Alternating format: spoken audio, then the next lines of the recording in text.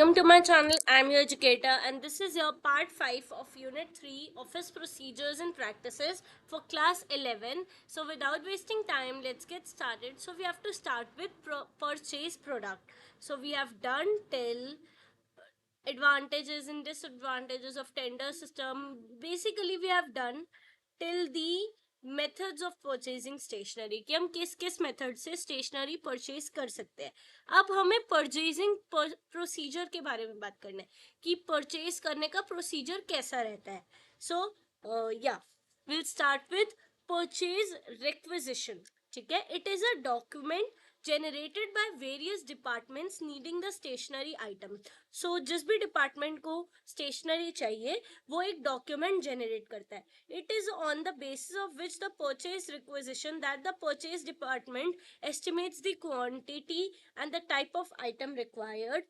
Maintaining proper documentation of purchase requisition help the company to monitor expenses and use of the available inventory.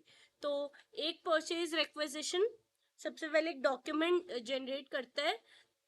ठीक है, department जो जो उनको stationery items चाहिए, और अपने स्टेशनरी आइटम्स का हमारे पास रिकॉर्ड भी होना ही चाहिए कि क्या क्या खत्म हो रहा है, क्या क्या चाहिए, क्या क्या हमारे पास एक्सेसिव अमाउंट में पड़ा है, अभी हमें नहीं मंगाना.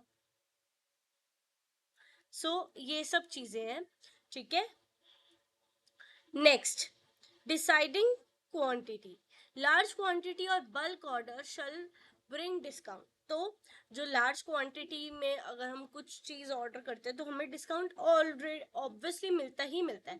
फर्स्ट स्टेप हमारा क्या होता है, एक डॉक्यूमेंट जनरेट करना जिसमें हम अपनी नीड को स्पेसिफाई करेंगे. Next, deciding quantity. फिर हम अपनी क्वांटिटी डिसाइड करेंगे. How ever quantity of item is decided by taking into account the stock in hand, consumption in period, storage available, risk of obsolescence, and the time needed to get the delivery, etc. After knowing the quantity, a source of supply is located. So हम quantity कैसे decide करते हैं, कैसे ही हम decide करेंगे quantity को, जैसे हम देखेंगे कि कितना हमारे पास स्टॉक है, मतलब हमारे पास कितना कितना पहले देखेंगे कि कितने स्पेस है हमारे पास, कितना हमारे पास स्टॉक ऑलरेडी पड़ा है, कितने हमारे पास फाइनेंशियली हम स्टेबल है, और कितनी ज़्यादा हम स्टेशनरी लेके रख सकते हैं. और ये सारी चीज़ें हम माइंड में रख के अपना क्वांटिटी को डिसाइड करते हैं. Next, calling quotation. Quotations are called from the dealers who can supply the required items in the desired quantity. So मैं ब्रीफ में बता देती हूँ कि इसमें क्या होता है. अब हम कोटेशन डालते हैं, जैसे हमने प्रीवियस उसमें पढ़ा था. अब हम कोटेशन देंगे, टेंडर्स को इनवाइट करेंगे. ठीक है, फर्स्ट स्टेप, अपना एक डॉक्यूमेंट जनरेट करेंगे जिसमें हमारी सारी नेसेसरी थिंग्स लिखी होगी. सेकंड, क्वांटिटी डिसाइड करेंगे, कितनी चाहिए, बल्क में चाहिए, कितना हम मंगवा सकते हैं स्टेशनरी. नेक्स्ट, कोटेशन को, कॉलिंग कोटेशन मतलब टेंडर्स वगैरह को सबको इनवाइट करेंगे, कोटेशन लिखेंगे. ऑर्डर प्लेस करेंगे, रिसीप्ट ऑफ सप्लाईज. तो on the receipt of supplies items are inspected and checked. तो फिर हम अपने अब आइटम्स वगैरह सब इंस्पेक्ट करेंगे, क्या है क्या नहीं है. ठीक है, if items are not in accordance with the purchase requisition such fact may be brought to the notice to the supplier.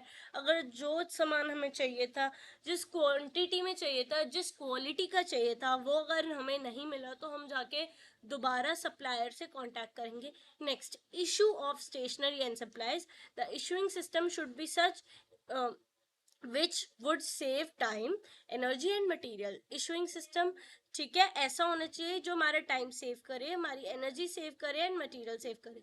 No item of supplier should be issued without requisition in writing and duly signed by supervisor. It is desirable that stationery should be issued to the department for a period.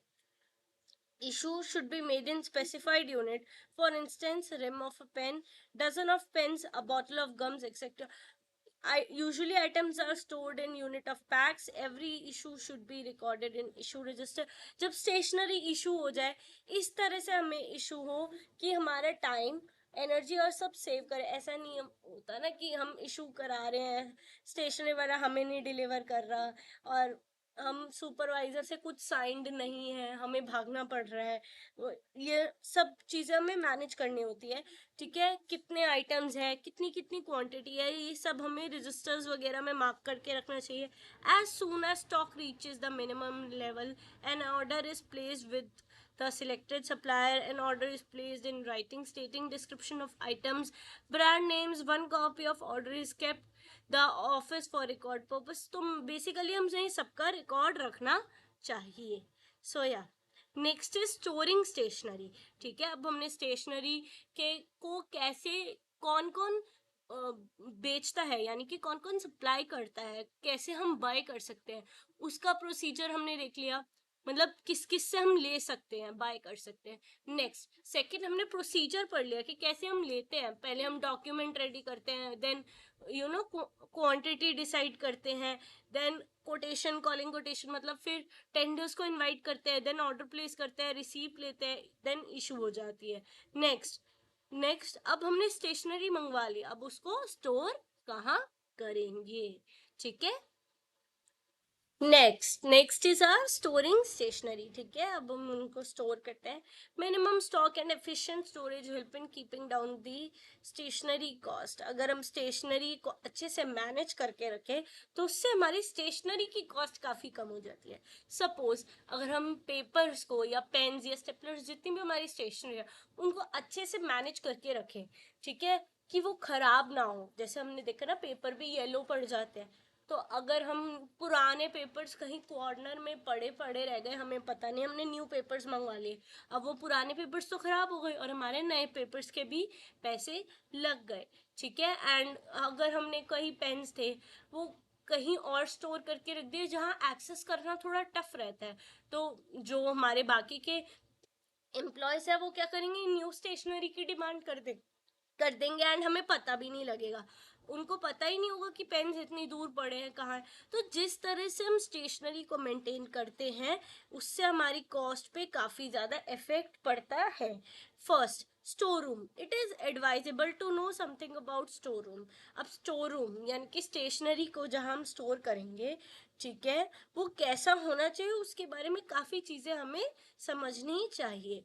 In the case of very large firms, there should be separate storeroom for stationery. ठीक है, large firms में, large companies में एक separate store room होना चाहिए जो neat and clean होना चाहिए, ड्राई होना चाहिए, क्योंकि स्टेशनरी अगर पानी वानी हो, थोड़ा मॉइस्चर हो तो खराब हो सकती है। ठीक है, it should be well ventilated.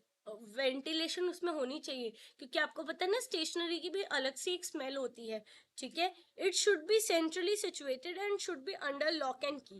मतलब लॉक्ड होना चाहिए, तो ऐसा नहीं है कि खुला है। तो स्टेशनरी भी काफ़ी इंपॉर्टेंट होती है। इट शुड हैव शेल्फ होने चाहिए उसमें अलग अलग सेपरेट करने के लिए। ठीक है, नेक्स्ट उसमें कोई एंट्स वगैरह, इंसेक्ट्स वगैरह ना हो, इसलिए स्टील वाले शेल्व्स हों, थोड़े कवर्ड होने चाहिए और थोड़े हाइट पे हों, जैसे ये हैं, है ना, ऐसे ऐसे शेल्व्स हैं। सपोज यहाँ पे अगर ये है, इस पे तो खैर एंट वगैरह का कुछ इतना नहीं होगा, बट बाय चांस माउस, अगर चूहा चला जाए तो ये तो सारे पेपर्स गए। तो यहाँ पे ग्लास से कवर्ड होना चाहिए या कुछ कुछ तो कवर्ड हो। ठीक है, कि ये प्रोटेक्टेड रहे। Next, receipt of stationery from the supplier. As soon as stationery is receive from the supplier, जैसे स्टेशनरी हम रिसीव करते हैं, the same should be compared with invoice to find out the items have been received as per the order. ठीक है, अब हमें अपने invoice से भी चेक करना चाहिए कि हमने जो आइटम्स मंगवाए हैं वो उसी हिसाब से आए हैं या कुछ एक्स्ट्रा भी भेज दिए सप्लायर ने अपने हिसाब से भी।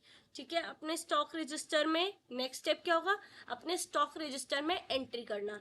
Next step is to enter the items in the stock register. Next, the purpose of purchasing stationery at the cheapest price will not be achieved unless a proper stock amount is maintained. It is possible that when a particular item of stationery is required, one find that is out of stock, therefore it will have to be purchased locally, which means higher rate, and we may have to compromise with its quality too. ठीक है, अगर by chance हमने कोई stationery का record maintain करके रखा है and मतलब हमने नहीं ध्यान दिया, अच्छे से रिकॉर्ड नहीं मेंटेन किया या उस पर ध्यान नहीं दिया और हमने नहीं देखा कि उसकी क्वांटिटी कम है हमारे पास और वो बाय चांस खत्म हो गई वो स्टेशनरी, तो हमें लोकल पीपल से ऐसे ही लेना पड़ जाएगा और हायर प्राइस पे मिलेगा। Next, over stocking of stationery is also not advisable. अगर हमने ये बोल दिया कि कुछ चीज़ स्टॉक में नहीं, हमें एकदम से भागना पड़ेगा, बट अगर कुछ चीज़ इतनी ज़्यादा स्टॉक में हो गई तो वो भी नहीं होना चाहिए, ठीक है। उसका अननेसेसरीली हमें उसके लिए एक्स्ट्रा शेल्व्स लगेंगे, एक्स्ट्रा केयर लगेगी, और व्हाट इफ वो यूज़ में ही नहीं आया तो पैसे waste. Next, to avoid such consequences, bin card should be prepared for each item of stationery. A bin card is a document which keeps the track of every stationery item in the store room. जो हर एक चीज़ का एक track record रखे, ठीक है। Whenever any stationery item is received और issue the necessary entries made to keep the stock updated. एक कुछ भी नया आता है या कुछ जाता है तो स्टॉक रजिस्टर में उसकी एंट्री अपडेट करते रहना चाहिए। Control of stock that can be more effective if bin card are issued, bin cards are in use, as it also shows the maximum and minimum level of every stationary item. The specimen of the bin card is also given below. तो बिन card कुछ ऐसा दिखता है जिसमें हम सब चीज़ों की एंट्री कर सकते हैं, ठीक है। नेक्स्ट, सो नेक्स्ट हम नेक्स्ट पार्ट में करेंगे, and for the next part do comment and do like and subscribe my channel too. Bye bye.